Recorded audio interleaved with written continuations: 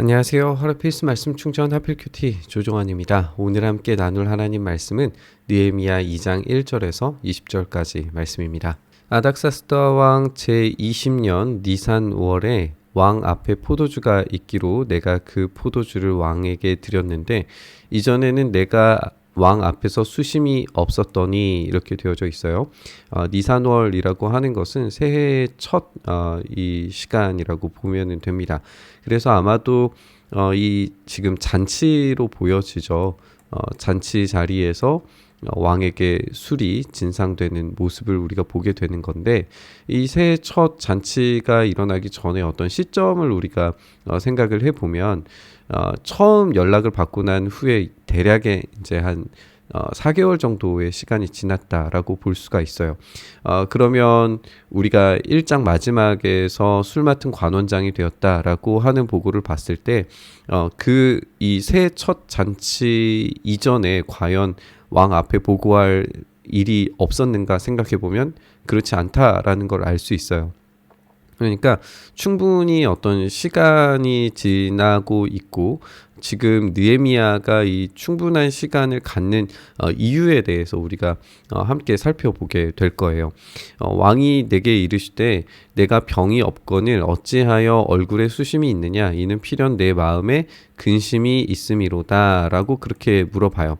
그때 내가 크게 두려워합니다. 두려워함의 이유는 이제 두 가지일 거라고 생각을 하는데 지금 이제 때가 왔다라고 하는 것을 이제 알 수 있죠. 그리고 때가 온 것은 하나님에 대한 이 경외를 통해서 하나님 지금 일하시려고 합니까? 라고 하는 그런 경외감 때문이겠고 또 하나의 두려움은 뭐냐면 이것이 말하고자 하는 것이 아닥사스다 왕의 이 조서 내용을 변경해야 되는 것이기 때문이기도 하죠.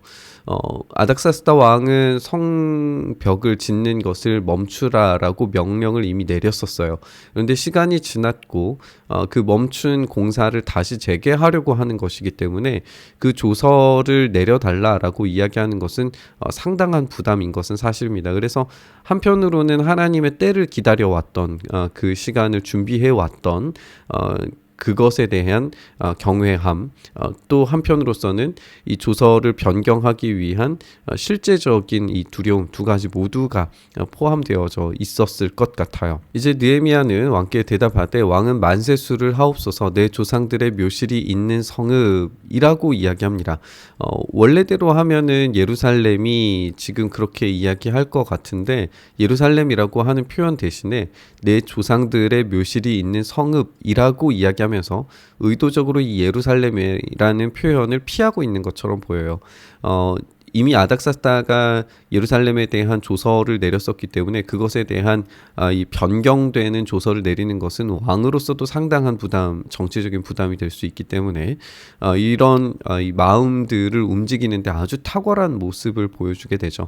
이제까지 황폐하고 성문이 불탔사오니 내가 어찌 얼굴에 수심이 없사오리까 하니 사실 이 사건은 오래된 사건이고 느헤미야는 충분히 그런 이야기를 꺼낼 수 있었던 이전의 이야기들이 숨겨져 있지만 그 이전의 어떤 시점에서는 이런 것을 이야기하지 않다가 충분히 준비되었다고 판단된 이 시점에서 이야기를 꺼내고 있다라고 하는 것을 우리가 볼 수 있어요. 왜냐하면 왕이 내게 이르시되 그러면 내가 무엇을 원하느냐라고 그렇게 질문을 하자 이 질문에 대해서 답을 이제 하게 되는데 내가 곧 하늘의 하나님께 묵도하고 이 잠깐의 이 질문과 답변 사이에서 이 느헤미야가 보여주는 이 모든 과정들을 보면 이 기도가 중심이 되어져 있다라고 하는 것을 우리가 발견하게 됩니다.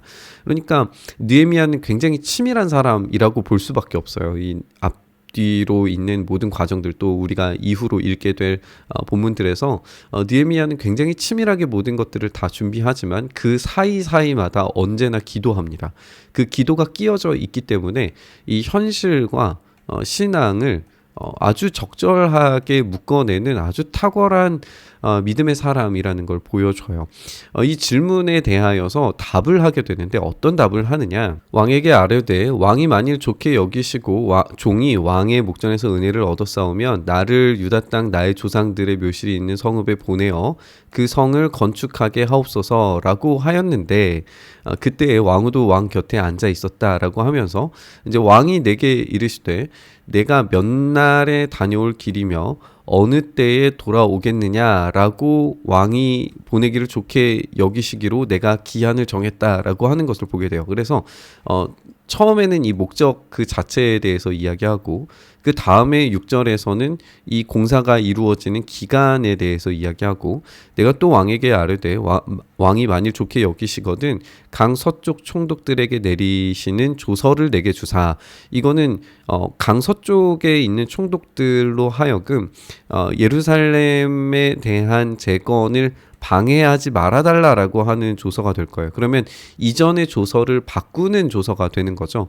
그럴 만큼의 느헤미야가 가지고 있는 어떤 이 준비된 모습을 보게 돼요. 만약에 전혀 준비가 되어져 있지 않았다면 그 목적에 대해서, 기간에 대해서, 그리고 무엇이 필요한지에 대해서 이렇게 세부적으로 이야기할 수 없었을 거예요. 그런데 느헤미야는 이미 4개월 전에 성벽이 무너졌다는 것을 듣고 불탔다는 이야기를 듣고 그것을 통하여서 기도의 자리로 나아갔죠. 회개하면서 기도했죠. 그 기도를 통하여서 그냥 기도한 걸로 끝난 게 아니라 그러면 무엇이 필요한가에 대해서도 고민했어요. 그리고 그것을 실제적으로 구현하는 시점이 왔을 때, 타이밍이 왔을 때 그것을 꺼내놓을 수 있는 용기가 있었어요. 이게 우리가 오늘 좀 배워야 할 필요인 것 같아요. 우리는 어떤 신앙적으로, 영적으로 하나님께서 사용하려고 하실 때에 준비되지 않으면 이런 일들을 할 수 없습니다. 그러나 준비된 사람들은 용기 있게 이 일들을 꺼내놓음으로써 하나님의 일하심을 경험할 수 있게 되죠. 이렇게 서쪽 총독들에게 조서를 내려달라라고 이야기하면서 그들이 나를 용납하여 유다에 들어가기까지 통과하게 하시고 이전에 이제 방해 작업을 했던 사람들이기 때문에 이것을 통과하는 것은 굉장히 중요한 숙제였을 거예요. 뿐만 아니라 왕의 살림 감독 아삽에게 조서를 내리사 그가 성전에 속한 영문의 문과 성곽과 내가 들어갈 집을 위하여서 들보로 쓸 제목을 내게 주옵소서라고 그렇게 이야기하니까 내 하나님의 선한 손이 나를 도우심으로 왕이 허락합니다. 왕이 허락하는 것은 매우 어려운 일이었을 거예요. 그 조서를 변경하는 것, 그리고 굉장히 많은 것들을 지금 요구하고 있잖아요. 요구에 대해서 허락했다라고 하는 것 자체만으로도 하나님의 선한 손이 도우셨기 때문에 가능하다라는 고백이 나올 수밖에 없었을 겁니다. 이것은 느헤미야의 입장에서 굉장히 기적 같은 일이고 하나님의 시점, 하나님의 타이밍이 지금 임하고 있다는 것을 고백하는 그런 표현이죠. 외적으로 우리가 좀 생각을 해보면 왕이 이런 허락을 하는 게 굉장히 쉽지 않았을 텐데 할 수 있었던 이유가 뭘까라고 생각을 해보면 물론 정치적으로 해석을 할 수도 있을 겁니다. 당시에 그 서쪽 강 서쪽에 있었던 이 세력들이 너무 커지는 나머지 어떤 영향력을 제대로 제어하지 못하게 되었을 때에 예루살렘에 힘을 심어줌으로써 이렇게 세력을 균등하게 하면 정치적으로 제국 전체를 놓고 볼 때에 상당한 안정감을 줄 수 있었을 거예요. 그런데 그 타이밍, 이 기적이 일어나는 듯한 이 타이밍이 느헤미야의 기도를 통해서 그리고 착실한 준비를 통해서 그리고 사실 이게 그냥 되어지지는 않았을 거예요. 분명히 정치적인 이유도 있었겠지만 이것을 마음을 바꾸는 데 있어서 상당한 노력과 이 느헤미야의 이 용기 그리고 정치적인 어떤 언어들, 수사들 이런 것들이 분명히 여기에 다 들어가 있었을 거란 말이에요.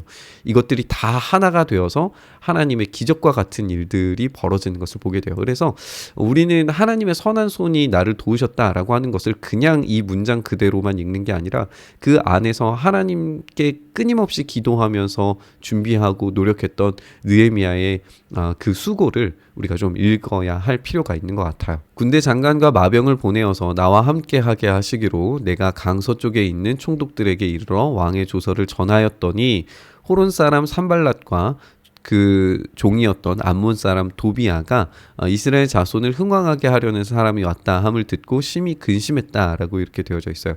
이제 이 대적들이 등장하고 있는 것을 보게 되죠. 우리가 에스라 처음 읽었을 때 이 대적들이 등장을 했었는데요. 이 호론 사람 산발랏과 이 도비아는 이 느헤미야에서 아주 강력한 대적으로 등장을 하게 됩니다. 이 사마리아 지역의 총독으로 보여지는데 이 사마리아 총독인 이 산발랏을 통하여서 엄청난 영향력들이 이스라엘을 예루살렘을 압박하고 있었어요. 그때에 느헤미야가 이 시간 가운데 이때 당도함으로 말미암아서 이 대적들의 모든 노력들이 수포로 돌아감을 우리가 보게 될 겁니다. 내가 예루살렘에 이르러 머문 지 사흘 만에 내 하나님께서 예루살렘을 위해 무엇을 할 것인지 내 마음에 주신 것을 내가 아무에게도 말하지 아니하고라고 이렇게 되어져 있어요. 느헤미야가 얼마나 준비성이 철저한 사람인지를 우리가 생각하고 또 살펴보게 되는 지점이기도 한데요. 만약에 이런 계획을 들고 왔으면 이 계획에 대해서 처음에 다 늘어놓고 엄청난 대대적인 계획을 가지고 이 리더십을 가지고 문제를 해결하려고 했을 수도 있겠죠. 그런데 느헤미야는 일단은 상황 파악부터 시작합니다. 그리고 이 상황 파악을 하는 가운데에서 아무에게도 말하지 않았다라고 하는 것은 이 내부적인 상황이 어떤지에 대해서도 알려고 했다라는 말이 돼요. 왜냐하면 우리가 이제 나중에 또 읽게 될 텐데 이미 방백들과 또 이 리더들 가운데에서 내통하는 자들이 있었어요. 이 내통하는 자들에 대한 상황이 파악이 되지 않은 상태에서 만약에 계획을 다 이야기해버렸다면 이 산발랏과 도비아를 통해서 엄청난 압박이 또 다시 들어왔겠죠. 근데 느헤미야는 이 계획을 함부로 발설하지 않음으로 말미암아서 이 상황에 대해서 철저하게 조사하고 점검하고 문제가 없이 일이 진행될 수 있도록 준비하는 모습을 우리가 보게 됩니다. 내 하나님께서 예루살렘을 위해 무엇을 할 것인지 내 마음에 주신 것을 이렇게 아무도 말하지 아니하고 몇몇 사람과 함께 나갈새 내가 탄 짐승 외에 다른 짐승이 없었습니다. 그 밤에 골짜기 문으로 나가서 용정으로 분문에 이르는 동안에 보니 예루살렘 성벽이 다 무너졌고 성문은 불탔다라고 하는 것을 이제 상황을 파악하게 되죠. 앞으로 나아가서 샘문과 왕의 못에 이르러서는 탄 짐승이 지나갈 곳이 없다는 것도 확인했습니다. 그 밤에 시내를 따라 올라가서 성벽을 살펴본 후에 돌아서 골짜기 문으로 돌아왔지만 방백들은 내가 어디 갔었고 무엇을 하였는지 알지 못했고 나도 그 일을 유다 사람들에게나 제사장들에게 그리고 귀족들과 방백들에게 그 외에 일하는 자들에게 알리지 않았습니다. 이들 중에 이제 내통하는 적들과 내통하는 자들이 있었고 이 내통을 통하여서 느헤미야를 죽이려고 하는 음모까지도 하게 되는 것을 우리가 읽게 될 거예요. 후에 그들에게 이르기를 우리가 당한 곤경은 너희도 보고 있는 바라. 예루살렘이 황폐하고 성문이 불탔으니 자 예루살렘 성을 건축하여 다시 수치를 당하지 말자 하고 또 그들에게 하나님의 선한 손이 나를 도우신 일과 왕이 내게 이른 말씀을 전하였더니 그들의 말이 일어나 건축하자 하고 모두 힘을 내어 이 선한 일을 하려고 하매 이제 하나님의 선한 손이 어떻게 나를 도우셨는지에 대해서 쭉 설명하는 것을 보게 돼요. 그리고 그 후에 왕이 내게 이른 말씀을 전했다라고 되어져 있어요.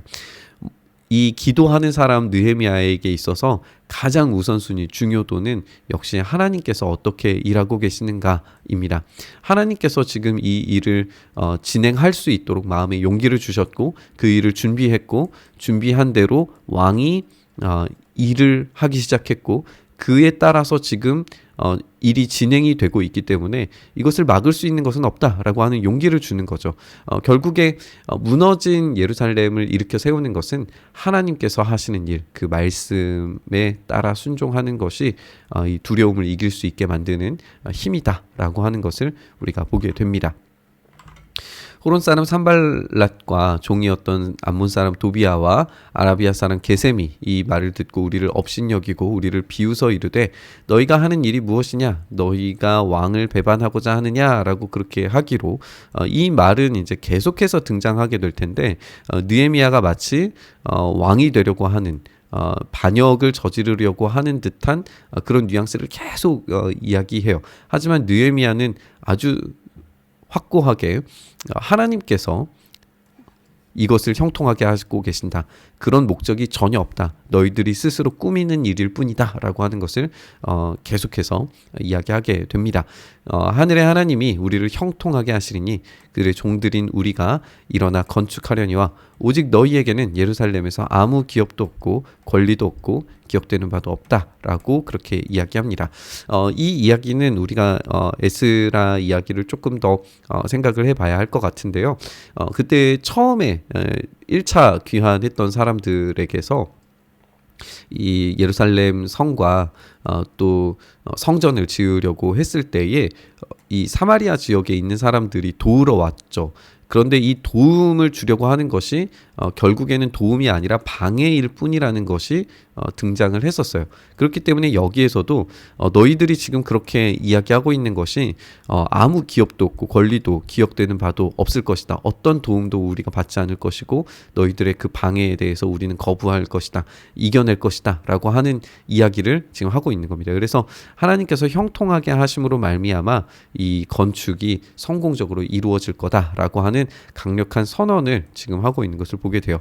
이 선언의 확신이 어디에서 오냐? 결국에는 느헤미야의 이 준비된 기도를 통해서 왔다라고밖에 볼 수 없습니다. 우리가 함께 살펴본 것처럼 이 느헤미야의 기도는 그냥 기도하는 게 아니라 철저히 준비된 기도였다라는 것을 보게 됩니다. 하나님께서 일하시는 방법도 하나님께서 일하시는 사람들의 특징은 준비된 사람들을 하나님께서 사용하신다라고 하는 거예요. 우리가 기도가 최우선이고 기도를 통하여서 하나님께서 일하심을 경험하지만 기도가 최우선 되고 난 이후에 하나님께서 어떤 일을 하실지 우리는 알지 못하기 때문에 그 나머지의 것들을 철저히 준비하는 그런 우리의 삶의 준비들이 필요하다라고 하는 사실을 우리가 생각해 보게 됩니다. 그랬을 때 굉장히 신중하게 되고 그랬을 때 굉장히 철저한 준비를 통해서 하나님의 일들에 동참하게 되는 것을 우리가 보게 됩니다. 성도가 된다는 건 그래서 이 탁월함이 함께 겸비된다라고 하는 것을 우리가 잊어서는 안 되겠습니다. 그 탁월한 신앙인으로서 탁월한 기도가 올려짐으로 하나님의 일하심이 우리의 삶 가운데 경험되는 우리가 되기를 간절히 바라면서 우리 묵상의 자리로 나아가시죠. 주님, 우리가 그렇게 먼저 기도하고 주님께서 마음 주신 대로 철저히 준비하여서 탁월한 신앙인으로 이 땅을 살아갈 수 있도록 역사하여 주시옵소서. 그렇게 우리의 삶 가운데 일하시는 주님을 우리가 만나게 하시기를 간절히 바라고 소망하며 우리 주님 예수님 이름으로 기도드리옵나이다. 아멘.